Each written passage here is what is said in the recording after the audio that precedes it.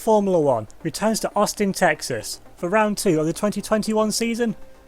The Circuit of America's short layout for the 4th season in a row, which means that this will also be the first wildcard race of the season, where every driver 1st to 20th will score points in the race. All they've got to do is make the start, and extra points will be awarded for pole position, 5 points instead of the usual 3. And knowing this, Renault were focusing more towards 1 lap pace. Despite the obvious upgrades that they made to this car compared to last year's car, the characteristics of Cota Short weren't gelling too well with the Renault car. It was most the same at Alfa Romeo. The two early championship contending teams were finding it difficult here around Cota, and much like Renault, Alfa Romeo was setting up for glory on 1 lap and just did try to lead the drivers to hold on to whatever positions they can get in the race. However, Red Bull were hoping for turning fortunes here after a disastrous opening round which saw both Verstappen and Alex Albon beat by the sister team AlphaTauri of Sergio Camara, who were looking for a rebound in form here. And Williams were looking for a strong weekend, with this being a wildcard race, and with the obvious skill of Latifi and Nico Hülkenberg, they were looking to try and score a few higher positions up than where they would normally be, to try and secure an early good position in the Constructors. Hey guys, Renault here! Welcome back to Formula 1, and the 20th time I've tried to record this video because Bandicam's just decided to take a crap today, and all the technical issues I've been having recently. Onto the formation lap here, and as you can see, it's a front row lockout for McLaren for the first time since, I don't know, 2012 maybe? Been nearly 10 years it's been on the front row, and it's Schumi on pole. He's not a stranger to that after his season at Williams. And you've got Matsushita with a very impressive P3, in a slightly unreliable Toyota with Ocon on the in P4. And on the 3rd row, it's the Alfa Romeos of Josh Tiro and Kevin Magnussen, head of both Rebels with Albon ahead of Verstappen.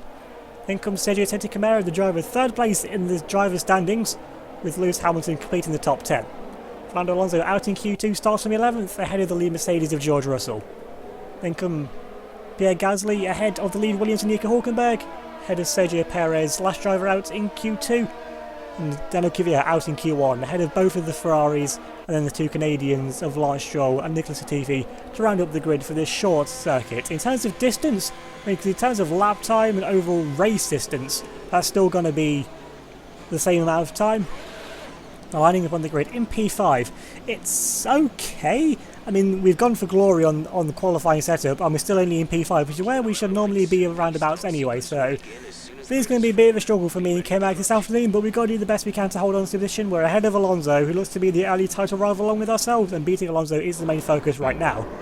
And we come now to the 5 red lights for the start of the US Grand Prix. It's a long hold, but now lights out and away we go. Looks like a pretty start there from the 2 McLarens. We get a blinding start there to make it 3 wide immediately, get ahead of Massachusetts, bogged down now, start down to P5. Going down there into first corner, run out a little bit wide, give it a little bit of space in case someone goes for a dive. We go 3 wide though, and Massachusetts gets pinched there to here, but it's going to be squirmy there, corner, trying to put the power down too soon on cold tyres. We go though into P4, and crucially K-Mag though follows us through, so we've got our rear gunner sorted now. Of course K-Mag is going to be pushing us in these early stages as well. Of course, being the second race of the year, don't want to push anything too hard yet and risk an accident between us two. And then up front you've got 3 Renault-powered cars leading the way. You've got the 2 McLarens using last year's Renault engine, badged as Vipe this year, in what is essentially a glorified version of last year's car, because they want to bring a new chassis for the AMG engines next year. And you've got the fully fledged worked Renault with this year's Renault engine in P3 behind Esteban Ocon, who unfortunately retired from the opening round last week, from the last race, the opening round of the season. And we look to get some points on the board here. Of course, everyone gets points 1st to 20th because everyone's managed to start the Grand Prix, so everyone will be getting at least 1 point this afternoon. And with the fastest lap point, you can go to anyone in the grid in these wildcard races. So if someone near the back wants to pit near the end and try and go for fastest lap, then they're more than free to try and do that. As Lando Norris now leads the Grand Prix, I think for the first time in his career, Lando Norris is leading a Grand Prix. Going now into turn 1. This will be the only DRS straight on the end of lap 3. Because using the short layout of the circuit, we cut out the back straight as well as half of the SS section, so that's where the other DRS zone would have been. So it makes it quite a technical challenge, this circuit now. But the McLaren car is sticking very, very well planted to the circuit. I mean, it's surprising that McLaren has managed to make such progress with last year's car. Last year they finished, I think, 7th or 8th in the Constructors' Championship. And with last year's car, they've brought it now to be leading 1-2. So whatever route they've managed to continue development down that car, because under the allowance for this season, that car is exactly the same now as it will be at the final race at the end of the year. Because they're not allowed to update the car at any point now throughout the season. So they're going to try and bag their points early, try and get a good position in the championship later on. I think it was like what they did back in 2003. They took a terrible 2002 car and made it into a title challenger, and did better with a year-old car than they did with the car of that year. Looks like that's the way it's going for McLaren at some point now as well, but still, they're in P4, we're in P4 20, that's pretty nice. I would like it to be a bit higher up, but 420, that's a pretty good place to be as well. Like I said, we're ahead of Alonso. We're doing, for the championship, at this early stage, we're doing what matters. And we've got K-Mag behind us holding up a bit of a queue now, as a bit further on into that race. You see, you can't even see the couch. We've just gone a little bit further up the road, not too far in front, but we are a little bit further now up the road. And K-Mag is starting to drop back a bit now, cutting a little bit of the queue. As I said, we're going for more of a qualifying setup, so our tyre wear and overall race performance on heavy fuel won't be as optimal as it could be, with the circuit being so difficult to overtake with one DRS straight, and the Alfa Romeo car itself being pretty nippy in a straight line as well. It should be alright to hold on for position, as K-Mag is proving it. He's got about 6 or 7 cars right up behind him, and they can't do anything about it. And Toyota, I'm pretty sure they're going to be happy that the cars are still running. With the little electrical issues they've been having throughout this year and through pre-season testing as well, I mean, the cars look strong. When they work, they really work. The electrical issues just means they have to run it on a little bit of a lower power mode. Not so much that they're going to flat out retire from the race, but they're not running as fast as they could be. Then you've got the two rebels there ahead. Old championship leader coming into this race, Fernando Alonso. He had an absolute mare in qualifying, out in Q2. He's not being able to gel with the circuit, it seems. Out the short layout, I mean, has he raced on the short layout before? I think he raced it in 2018, so he's been here before. He's been round the short layout, but maybe a little bit of circuit. We wouldn't get ring rust, as is known in the wrestling world. So a little bit of circuit rust, I'm imagining here for the 3-time world champion. And he's into turn 1 once again. K-Mag has to go a little bit defensive, so if he's feeling the pressure now from Matsushita behind. So maybe the Toyota car is working a little bit better than expected. Now moving a bit further on, looking up now to the battle of front once again. It's still a McLaren 1-2 as things stand, but Mick Schumacher now comes to the pit lane. It's Lando Norris. He was the lead driver, and he's altered to stay out on track. So do you think he's going to get caught up in traffic with because everyone's starting on the soft tyres, so everyone's going to be doing the same strategy. And of course, if you pit now, half of the grid won't be able to pit because their teammates will be in the pit. So McLaren edging their bets here. Could be on for a 1-2 finish for the first time since, again, 2012. It's a very nice start there from both McLaren and Renault. So the order remains the same between the two teams, but I think that Renault actually gained a little bit there. That's why they run out into the fast corner. Maybe this is what Norris was trying to avoid. And Schumacher makes a little bit of contact there with one of the Mercedes. He makes a contact there with Mercedes George, one of the winners there, gets a poor run. That allows Ocon to go through. That's crucial for his race there as well. And looking at the Aston Martin there of Lance Stroll, and you got the Ferrari of Hyanto towards the back. The Ferrari car really not working this weekend. Looking on there from the one of the Toyotas now actually on a set of hard tyres, so maybe this Toyota is still struggling a little bit with the tyre wear as well. So yeah, they're really quick in a straight line, but the tyre wear was always their Achilles heel last year, and it looks as if they're still not quite been able to work through that yet, having to put one of the cars on a set of the harder tyres. And coming in now, the race leader, Lando Norris, leading the Grand Prix for the first time, has led it. He's done it good as well. He's not pulled away into the distance. He's managed the gap. He's doing what he needs to do. There's no point having a massive lead using up all your tyres. If you get a safety car, that lead will be wiped out and you'll have dead tyres anyway. There's going to be a set of medium tyres, I think that was. I couldn't quite see there from that camera angle what tyres he was on. And now then wheels coming now for our 1A stop of the Grand Prix now as well. And we're going to a set of the medium tyres as well. So much like Norris, we stand out for one extra lap just to try and clear a little bit more of that midfield traffic. And actually, oh no, what have they done there? K-Mag, there's a double stat. What are they doing? They're coming in now for a change of tyres there, and they're actually giving him a new front wing as well. So he's made contact with something. He's got maybe a front wing failure, because that can't be scheduled. We were coming in on that lap. We confirmed to the pit crew that we were boxing on that lap. So it must have been a structural failure of the front wing there for our teammate Kevin Magnussen. And we've got the same front wing, well, the same spec front wing as what K-Mag has. So if his front wing's fallen off, that's going to raise a lot of question marks now over the structural integrity of our own front wing now. Because K-Mag, he's dropped, he's in what, 15th or 16th now? He's dropped 10 places, but of course you need a front wing on your car, so it was a necessary stop for him. But he's still back up front, there's that pack of cars all clustered together. Then you've got Danny Kvyat in P4, he stayed out for another lap, so Kvyat trying to do some sort of an overcut on the cars around him, which I don't quite see how that's going to work. But with where he started down in 15th or 16th place, it's worth rolling the dice. The Mercedes car, once again, they've looked to have outsmarted their system with their own DAS system, which moves the front wheels forwards and backwards a little bit.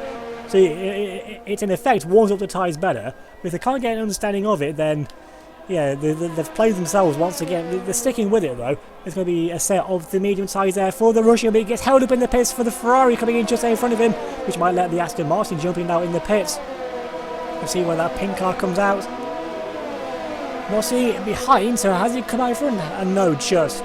So then that's looking there for Danny Kvyat. Just managed to come out once again in front of that Aston Martin car. Coming out now there into turn 1. Where's going to jump now into Australia? Gets Bishop Base contact with the Aston Martin, the pink Mercedes that's been dubbed for this year. The Aston Martin car looks very similar to last year's Mercedes, as well as to this year's Mercedes as well. Well, Kvyat though just manages to power through, showing why he's been a championship contender many times in his F1 career so far. If things just went his way a little bit better, he could well be a 3-time world champion by now. As they always say, F1 is if spelled backwards. But it's still the two McLarens there leading the way. Norris now starting to pull away a bit from Mick Schumacher. He's having to turn his attention more, as he has been for most of this race, to defensive driving more than trying to attack his teammate Ocon. He's there in P3. And we have ourselves in P4 there, Matsushita. Having a pretty good drive there in P5. His car's working, which is the main thing. But as you can see, he's got two very feisty Rebels there right up behind him. Can't quite see which way round the Rebels still are from these camera angles at the minute. He's coming out then through the mid part of the lap, cutting out what would be the straight there. And I think it's still Albon in front of Verstappen. Still can't quite tell for his own. I think Alex Albon's still leading there, Max Verstappen. So Albon looking at have a better turn of form in this race. Then you got the lead of the AlphaTauri's Pierre Gasly, who's now coming under pressure from Fernando Alonso. And Gasly's had a bit of a rollercoaster career. Started in Toro Rosso, did pretty good. Went up to Red Bull, did pretty bad. Sent back down to AlphaTauri. Last year did pretty bad, but came good towards the end of the year, and he's looking to be pretty strong here in this race once again, alongside his teammate Sergio Sette Camara, who was the F2 champion of 2019. So Sette Camara, he's got a lot hanging on his shoulders as well, and he's got a lot of teams that are interested in him now as well. So Pierre Gasly, if he wants to get himself back in the talks of other teams, he's going to have to start showing up, the Brazilian. But now Fernando Alonso with the DRS. Can we see the first DRS overtake of this Grand Prix? Coming up the straight into turn 1, the AlphaTauri looks to be pretty quick at that Honda engine as well. Coming into turn 1, Alonso's not close enough there to make a move on the back of the Frenchman. And then we've got the other AlphaTauri then, of Sergio Sette Camara. We're actually on a set of hard tyres as well. The hard tyres actually match the car aesthetically very well. And you got hard tyres on the other tyres then of Lewis Hamilton, who's dropped back a bit. So it looks like the electrical issue is hampering the 2008 World Champion more than his Japanese teammate. And you've got the lead Mercedes there, George Russell, followed then by the lead of the Williams cars of Nico Hülkenberg, then the lead Ferrari of Charles Leclerc, who's in a little bit of a no man's land in front of him, but he's got a lot of pressure there from behind. You've got Danny Kvyat, who's going to be on fresher tyres. Maybe the fresher tyre strategy was what Mercedes were going for. Then you got our teammate K-Mag right up behind the back of him as well. He's stuck right there behind him now. He's managed to clear the Aston Martin though, so he's made some progress, so it is possible to overtake around the circuit. It's very difficult to do so. You got Sergio Perez there ahead of Lance Stroll, who's also made up a place from the start. And you got Harry Hunter there, who's down a place from the start, along with Nicholas Latifi there. He's keeping with the pack, but unfortunately for the Canadian, is down currently in last place. But he's still on for a point. He's still going to get something on the board by the end of this race. You see the lead pack of cars there coming through the first few corners. It's actually really nice how on the short circuit you can see other cars going through other parts of the circuit, which, and our circuits in general, that's always something I like, where you can be at one place and see other cars in other places going around. Looks like though Latifi's struggling a little bit for straight line speed, and maybe a little bit too draggy there on the setup. And we see from the Honda engine in the back of the AlphaTauri and in the back of the Rebel as well. That engine's pretty good. And then moving a bit further on, still keeping here looking at the two Aston Martin cars. They come now around the final few corners. We've still got Sergio Perez there ahead of Lance Stroll. Stroll there having a little bit of a look there to the sideline, trying to put his teammate now under pressure. Got Aston Martin with the financial backing from a consortium led by Lawrence Stroll. And now we've got Stroll actually trying to make a move now on the inside lines. So Stroll must have turned that engine up now, trying to make a move on his teammates. This is a pass for points as well. It's not just a pride thing, although it will still be that, because the first driver you want to always be, if you can't win the race, is always try and beat your teammate. Unless your teammate's leading the race, of course, that is. Perez there dropping back, so maybe Perez has got some sort of car issue, maybe? Maybe he's got completely flustered there by Stroll making a move on him at that point in time. But Stroll though now, can you try and go through it? Can you try and catch up to the Mercedes and Charles Leclerc further up the road? I mean, he's got a lot of a gap to make up, and these laps, they're a pretty average lap time, but they do fly away a little bit. Now then, following on board then with Lando Norris, he still has quite the gap now over his teammate Mick Schumacher in P2. He's pulling away, but Ocon now, Ocon's looking aggressive now. It looks like he's finally got into his rhythm. He's getting towards the end of the race, so he's has to be careful, maybe get 2 for 2 on retirement. So now Ocon with the DRS going to pull to the inside line of Mick Schumacher. And Ocon trying to make a clean move. He gets squeezed there by Mick Schumacher. We know he's very aggressive with his overtaking defensive manoeuvres. He's aggressive, maybe a little bit too over-aggressive, but he's always fair about it. And Ocon is still having to repair his reputation of the crash kid from 2017, where he tried to take out ourselves at Monaco whilst we were lapping him. But Schumi now down to P2. It's still a 1-3 for McLaren. It's still on for their best combined result in the past decade. So I'm sure that, of course, they would have wanted a 1-2, but still they're not going to complain about a 1-3. Now on to lap 27. As you can see, not a lot actually happened for us after the first 3 laps. We're still there in P4, where we've been the whole race. We've got Schumi 6 seconds up the road, and we've got Matsushita 15 seconds behind us. So us front four, we've been the pace setters, along with K-Mag if he was still up here as well. We didn't have that front wing failure. And now on to lap 28 of 28, the final lap of the Grand Prix. We were down 2 seconds on the left side, because I've just turned everything down. I've accepted them in P4. I'm not going to get anything further. But Lando Norris, I'm sure, is going to be sweating buckets now.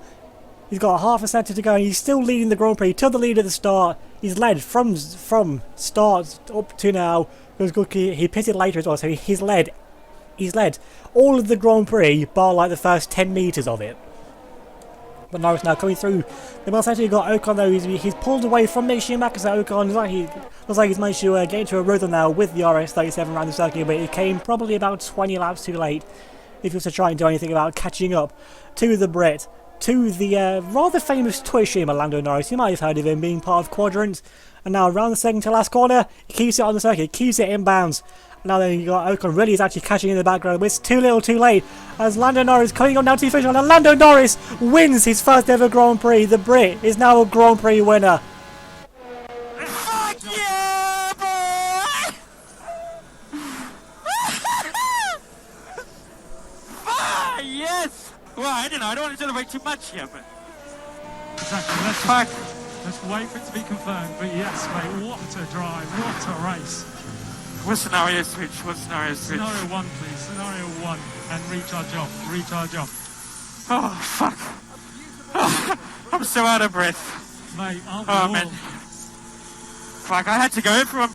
What do you think it was, Hans, that gave them the... And you can see how much it meant to the team there as well. Why not celebrate it up, Lando? It's your time. You're the man of the hour. McLaren back on top for the first time since 2012. They took a car which was pretty average last year and turned it maybe even to a championship fighting car. As we got Rio Haryanto to P19, so pretty disappointing result there for the Indonesian. drivers are on their way to the podium. Now onto the podium, Lando Norris. Is he going to know what to do on the soft step of the podium? Does he know what he's doing up there? Is he like... He's old enough to drink in America, isn't he? I think he is. But it's time for the champagne!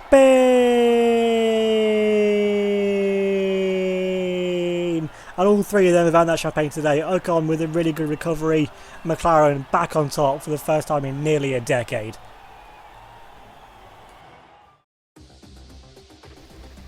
And on to the race results, and there it is confirmed for the rest of time. Lando Norris is a Grand Prix winner. Takes the McLaren to victory. 3 seconds ahead of Esteban Ocon, with Mick Schumacher running off the podium from McLaren 1-3. We get a fastest lap though, in our very uneventful race for ourselves, so we get the extra bonus point for that. And we were 12 seconds off the lead, and a real no man's land of their own. We've got Matsushita finishing in P5, so encouraging signs for Toyota that they could be on the up if they get the car to start working properly. And you've got Alex Albon with a really good result ahead of his teammate Verstappen. It's Pierre Gasly completing a Red Bull base trio from 6th to 8th, with Alonso getting up into P9, so doing the best he could really with where he started. The Sergio Seti Camara rounding off the top 10, with Lewis Hamilton in P11, and fellow Brit George Russell, been a good day for the Brits, rounding off the top 12 as the lead Mercedes. Hulkenberg finishes 13th again, but this time you actually get some points for it. Gets 8 points for his effort, ahead of Daniel Kvyat with the alternate strategy. It gets in a few places in the end, so it actually did work out alright for the Russian. It was K-Mag P15. It was a good recovery up from behind Sergio Perez, so up from 18th place, so Did what he could, but it could have been and should have been a whole lot better for the Dane. Charles Leclerc finishing in P16 lead Ferrari. They've still got a lot of work to do, a lot of long hours back at Maranello to get their cars anywhere near competitive again. Then we've got Lance Stroll in P17, he stays ahead of Sergio Perez and clears him by 4 seconds in the end, so Perez must have just run out of tyres towards the end of the race. With Rio Haryanto in P19 and Nicholas Latifi finishing in P20, but all 20 cars do make it to the finish. Now then, onto the point standings after round 2 of 21, and nothing's changed at the top in terms of positions. Then we've got Alonso though, now he's now only 1 point ahead of ourselves, so we've closed the gap to the Spaniard, and that's crucial for us. We've got Lando Norris though, up into P3, right up into the title fight, along with his teammate Mick Schumacher. Where were McLaren last year? They were nowhere for the majority of the season, towards the back end of the points, in about 9th, 10th normally. Now they're up here in 3rd and 4th in the standings, and are genuine title challengers at the moment. Your Sergio Sette Camera down to P5, but still the lead Red Bull based driver on the grid. He's joined on points with Alex Albon, but on better results. Sette Camara has P5 still. And you got Esteban Ocon getting some points on the board, 20 points taking him straight from last place up into 7th. With Matsushita up into P8 as the lead Toyota. K-Mag with a disappointing result today, goes down to 9th place on the same amount of points off Pierre Gasly. With Lewis Hamilton down in the 11th in the second of the Toyotas. And Max Verstappen also getting some points on the board now, up into 12th with 14. And since it's a wildcard race and everyone scored points, let's have a look at the bottom half of things as well. Daniel Kvyat down into P13 on 10 points. On the same amount of points though as his teammate George Russell. They got Hulkenberg with 2 13th place finishes on 8 points. Head of the lead Ferrari are Charles Leclerc, who is on 5. They come the 2 Aston Martins of Lance Stroll and Sergio Perez, along with Haryanto and Latifi. With much of these bottom cars, it will be the positions they finish in, because that's their first points finish of the season. And once again, where have McLaren come from? They're now leading the Constructors' Championship for the first time. Actually, did they even lead it in 2012? I'm not even sure. Maybe, but for the first time in the past 10 years at least, McLaren are leading the Constructors' Championship. They are 7 points ahead of Renault, who also managed to jump ourselves Alfa Romeo as well. There's still a very close fight over point. And you've got AlphaTauri, who are still beating Red Bull after the second race of the year. There's a lot of underdog stories going on here at the moment, and I'm all for it. Of course, I prefer Alfa Romeo to be leading things, but I'm all for underdog stories at the moment. Then you've got Toyota in P6 on 35 points. It's been an okay start to the season for the mid-table. They've still got a lot of improvement to come for them yet, though. Then you've got Mercedes in 7th place on 20 points. 10 apiece for their drivers. Then you've got Williams there in 8th place now on 9 points. Ferrari in P9 on 7, along with Aston Martin, also on 7 points in 10th. So that's been a very dramatic round 2, even if there wasn't a lot of drama on track. There's been a lot going on in the standings at least. And Lando Norris, a race winner for the very first time. So if you enjoyed this episode of the F1 2021 career, please leave a like on this video, leave a comment down below with your thoughts on the race. If you're a Lando fan, if you enjoyed winning this race, or if you just enjoyed, I don't know, well, you wouldn't enjoy K-Mag's front wing falling off, so if you enjoyed, actually what else happened in that race apart from Lando winning? You enjoyed Ocon putting on a good show. If you're an Ocon fan as well, leave a like on the video. And if you're not an Ocon or Lando fan, leave a like on the video anyway, because there's got to be someone on the grid who likes you here in the first place. But yeah, leave a like if you enjoyed. Leave a comment down below, subscribe if you're new here, notification bell so any future videos.